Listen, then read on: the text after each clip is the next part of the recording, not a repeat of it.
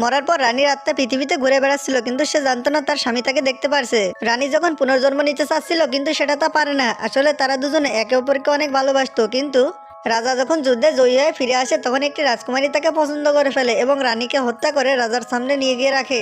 কিন্তু রাজা রানীর রাজ দেখে কোনো ধরনের অনুশোচনা করে না, সে তার দিকে তাকিয়ে থাকে। এরপর রাজকুমারী তাকে যে প্রস্তাব দেয় সেটা সে মেনে নেয় এবং রাজকুমার হওয়ার জন্য তৈরি হয়। রানীর আত্মা তখন অনেক রেগে যায় এবং বলে, তুমি আমাকে এভাবে ধোকা দিলে। কিন্তু সে জানতো না রাজা এসব করছে তাকে বদলা নেওয়ার জন্য।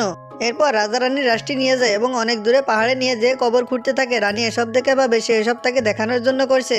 এরপর রাজা রানীর কাছে জিজ্ঞাসা করে, রাজকুমারী তোমাকে কিভাবে মারলো? রানী এটা শুনে অনেক অবাক হয়ে যায়। তারপর রাজা তার চুল কেটে নেয় এবং তাবিজ দুই টুকরো করে নিজের সাথে রাখে। তারা যখন একে অপর থেকে দূরে চলে যাবে তখন একটি শক্তি তাদের আবার কাছে নিয়ে আসে। রানী তখন তার কবরের দিকে তাকিয়ে দেখে কবরে কোনো নাম নাই। এরপর রাজকুমারী রাজাকে ডাকতে বলে এবং তাড়াহুড়ো করে যেতে বলে, তখন তাদের সাথে রানীও চলে যায়।